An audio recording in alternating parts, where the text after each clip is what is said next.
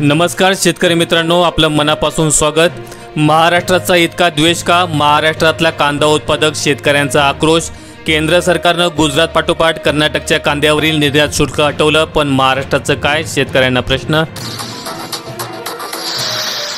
जिल्ह्यातील 49,925 शेतकऱ्यांना मिळाली संजीवनी। 217 कोटी 41 लाख रुपयांचं अनुदान झालं वितरित। नानाजी देशमुख कृषी संजीवनी प्रकल्प 21,828 हेक्टर आले सिंचनाखाली।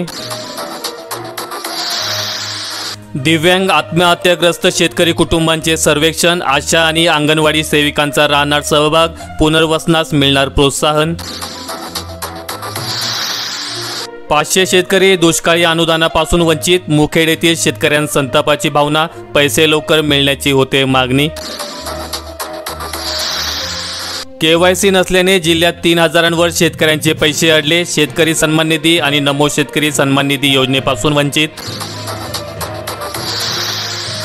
शेतीसाठी वीज मिळत नसल्याने शेतकरी संतप्त। सुरळीत वीज पुरवठा न झाल्यास शेतकरी आंदोलनाच्या पवित्र्यात।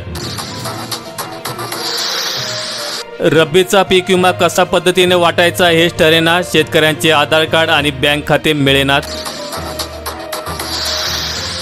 खरीपासाठी आतापर्यंत केवळ 19% पीक कर्जाचे वाटप। जास्तीत जास्त शेतकऱ्यांना लाभ देण्याच्या जिल्हाधिकाऱ्यांच्या सूचना। उन्हाळी ज्वारीला हमीभावाचा अभाव। शेतकरी अडचणीत। व्यापाऱ्यांना कमीत किमतीत विकावं लागण्याची वेळ। ज्वारीची खरेदी 1800 ते 1900 रुपये दराने। उमरा येथे 75,000च्या बोगस कपाशी बियाण्यांचे पाकिटे जप्त। भरारी पथकांच्या कारवाईला गती। 2 विक्रेत्यांविरुद्ध गुन्हा दाखल। नाफेडची कांदा खरेदी केवळ दिखावा। अगोदरची खरेदी दाखवून घोटाळ्याची शक्यता। चौकशी समिती नेमा। मे महिना संपत आला तरी खरेदीला काही मुहूर्त नाही। ज्वारी नोंदणीसाठी आज शेवटचा दिवस। खुल्या मार्केटमध्ये ज्वारीचे भाव पडले।